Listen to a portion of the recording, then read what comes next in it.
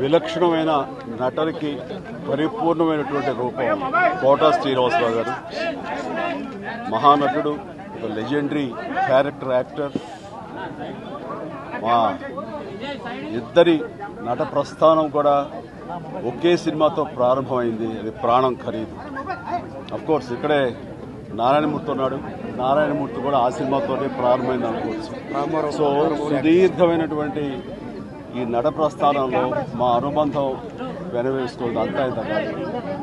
ఆయనతో నటిస్తున్నప్పుడు తెర మీద ఆయన నటనను చూసి అద్భుతం అనుకోవడం వేరు, వ్యక్తిగతంగా 1-to-1 కూర్చున్నప్పుడు ఆయన చేసే చమత్కారాలు కానీ చెప్పే జోకులు కానీ అవి ఆద్యంతం చాలా ఉత్సాహపరుస్తుంది. దాంతో షూటింగ్ ఉందంటే కనుక ఇలా కోట శ్రీనివాసరావు గారు ఉన్నారు, ఇవాళ చాలా హుషారుగా బాగుంటుందని ఉత్సాహంతో వెళ్ళేవాళ్ళం. అలాగా ఆయనతోటి ఒక అనుబంధం పెనవేసుకు వెళ్ళింది. ఇక ఆయన చేయలేని క్యారెక్టరు, చేయని క్యారెక్టరు, మాట్లాడని యాస మాండలికాలు లేవనే చెప్పాలి. అంతగా పరిపూర్ణమైనటువంటి నటన. నాటక రంగం నుంచి వచ్చి సినిమా రంగంలో తనకంటూ ప్రత్యేకమైన స్థానం ఏర్పరచుకున్నటువంటి గొప్ప నటుడు. ఆయనతోటి నాకు ఎన్నో సినిమాల అనుబంధం ఉంది. ప్రతి సినిమా ఒక్కొక్క అద్భుతమైనటువంటి నాకు ప్రత్యేకం. అండ్ అలాంటి మా కోట శ్రీనివాసరావు గారు ఈ రోజున లేరు అనుకోవటం అనేది నిజంగా చాలా తీరని లోటు.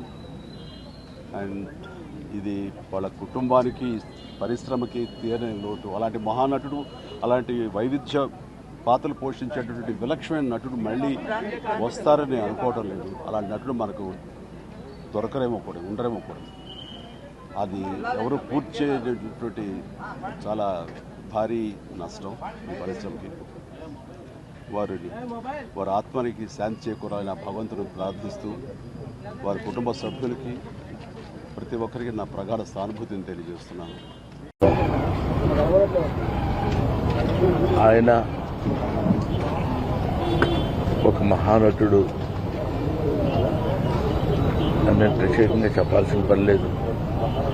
ఒక దశకంలో నేను, కోట శ్రీనివాసరావు, బాబు మోహన్, మేము ముగ్గురం ప్రతి సినిమాలో ఉండేవాళ్ళం. రోజుకు 18-20 గంటలు పనిచేసేవాళ్ళం. ప్రతి లాస్ట్ 40 years 4 decadesగా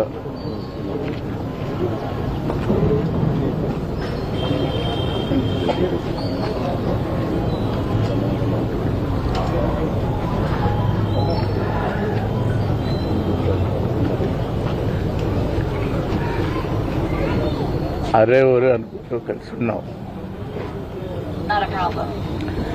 వాళ్ళ కోట లేడు అంటే నమ్మలేకపోతున్నాం. నటన ఉన్నంత కాలం కోట ఉంటాడు. వాడొక నటరాజపుత్రుడు, మహానుభావుడు, ఏ విషయాన్నైనా నిర్మోహాటంగా మాట్లాడే వ్యక్తి. అటువంటి వ్యక్తిని కోల్పోవడం భారతదేశానికే, నటనా లోకానికే తీరని లోటు.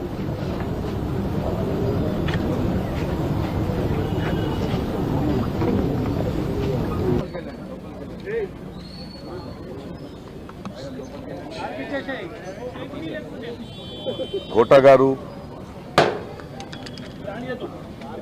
4 దశాబ్దాల ఒక ప్రయాణం సినిమాలో. నేను తెలుగు ఇండస్ట్రీకి వచ్చే ముందు బెంగళూరు నుంచి ఆయన సినిమాలు చూసేవాడిని. ఆయన తీక్ష్ణత, ఆయన ఇంటెన్సిటీ చాలా ఇన్ఫ్లుయెన్స్ చేసింది. ఆ తర్వాత వచ్చి 2-3 దశాబ్దాలుగా ఆయనతో పనిచేసిన అనుభవం, ఎన్నో సినిమాలు. చాలా విశిష్టమైన వ్యక్తి, అందరికి నచ్చడు. ఎందుకంటే నాకు తెలిసి ఎవరిని మెప్పించే ప్రయత్నం చేయలేదు ఆయన. ఒక అద్భుతమైన నటుడు. ఎందుకంటే ఆయనకంటూ ఒక అవగాహన ఉండేది, ఆయనకంటూ ఒక సటైర్ ఉండేది. పరిశ్రమలో మనం చాలామంది నటులను చూస్తాం, కానీ ఏదో ఒక డైలాగ్ రాసిస్తే దాన్ని అలాగే చెప్పడం కాదు. దాని వెనక ఆయనకున్న ఒక సటైర్ ఉండేది, ఒక అవగాహన ఉండేది. ఆయనది ఒక ప్రెజెన్స్ నాకు చాలా నచ్చేది. ఆయన ఎవరిని వదిలిపెట్టాడు. ఎలాంటి మనిషి అంటే, అనయ్య అంబేద్కర్ అనే సినిమా రిలీజ్ అయ్యింది, ఎందుకో జనాలు చూడట్లేదు అంటే, ఏం లేదు ప్రకాష్, అది ముందు అంబేద్కర్ ఒక కటౌట్ పెట్టారు, ఆయన అక్కడెక్కడో చేయి చూపిస్తుంటే అక్కడ వెళ్ళిపోయారు. అంటే ఎటకారం కాదు అది, అలాంటి మంచి సినిమా చూడరు వీళ్ళు అనే ఒక ఆవేదన ఆయనలో ఉండేది. ఆయన నిరంతరంగా ఆయనలో చూసింది నేను, తెలుగు భాష, తెలుగు నటీనటులు, తెలుగు ప్రతిభలకి అంత పెద్ద ఎత్తున ఛాన్స్ దొరకట్లేదు. కొందరికి అది కుళ్ళు అనిపించేది, బట్ ఆయన ఆవేదన చాలా నిజమైందని నాకు అనిపించేది. ఒకసారి ఎవరో అడిగారు, ప్రకాష్ రాజ్ గారు పరభాష నటుడు కాదంటే, కాదండి, బట్ ఆయన తెలుగు నేర్చుకున్నాడు కదా, మనోడు అయిపోయాడు కదా అని. ఆయనకు అది ఒకటి ఉండేది. ఎందుకంటే నా భాషని తప్పుగా ఎవరో పలకిస్తారు, అనవసరంగా మన అవకాశాలను తీసుకెళ్ళిపోతారు అనేది చాలా నచ్చింది ఆయనది. సెటర్లు నా మీద కూడా వేసేవాడు ఆయన.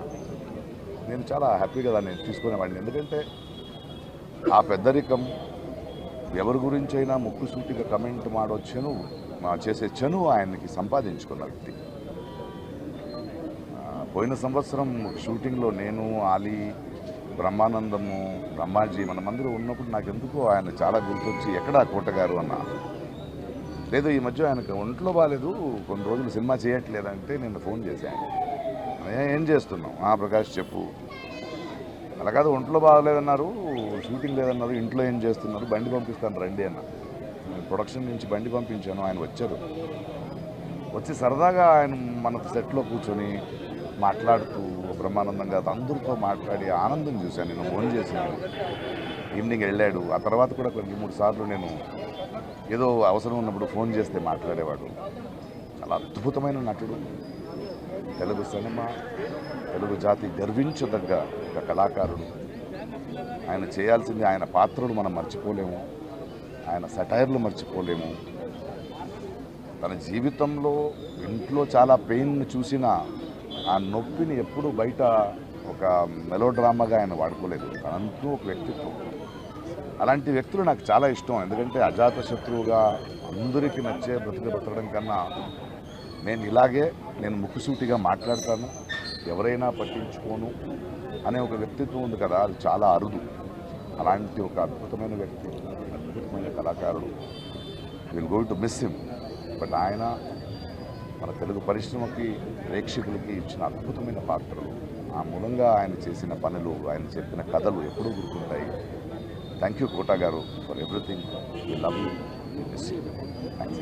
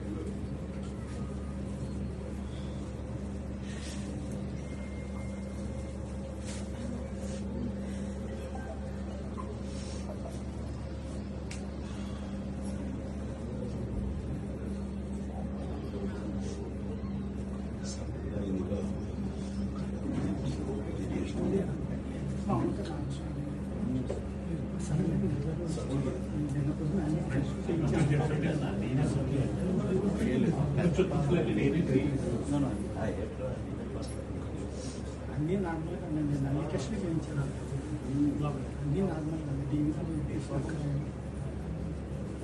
కొద్దిగా కాదు పసుపు